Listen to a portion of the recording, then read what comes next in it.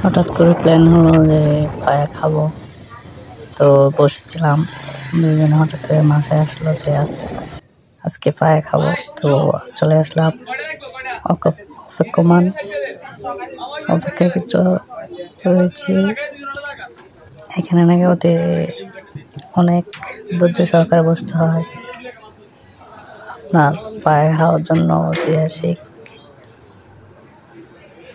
জায়গাটা অনেকেই চিনে। অপেক্ষমান অপেক্ষায় আছি কখন আসবে। অবশেষে চলে আসলো। এখন খাওয়া স্টার্ট করবে।